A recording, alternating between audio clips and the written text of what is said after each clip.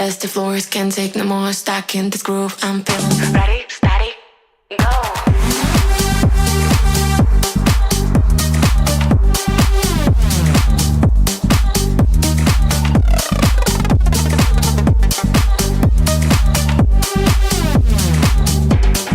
Ready, steady, go.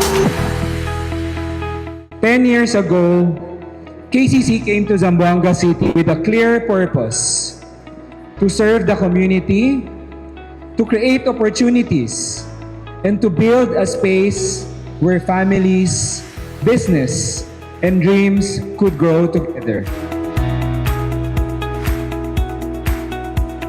What started as a vision has now become a landmark, a place of livelihood for thousands, and a second home for many.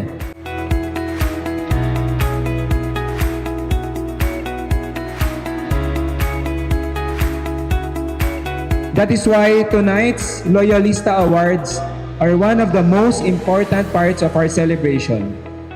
To our awardees, those who have served 5, 10, 15, and even 20 years, you are the foundation of this organization. Your years of service represent commitment, integrity, and faith in our company's mission.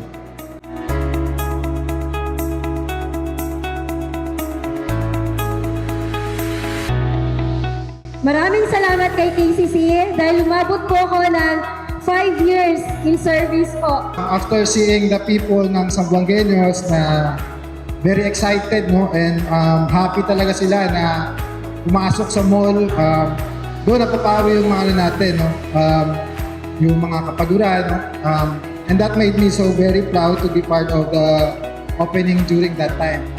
My journey starts 15 years ago as a partner store in charge. He called it as a marketer in Jensen.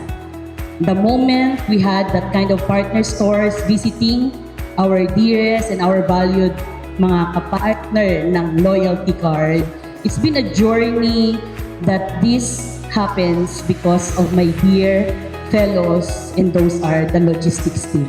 I am humbled to stand in front of you tonight to receive this 20 years Loyalty Service Award. I'm so very grateful. Parang kailan lang po nag-start po ako sa KCC, and then ngayon 20 years na po pala. Congratulations to all our awardees. Happy 10th anniversary KCC Mall de Zamboanga. Maraming salamat, muchas gracias, nagang salamat, and thank you very much.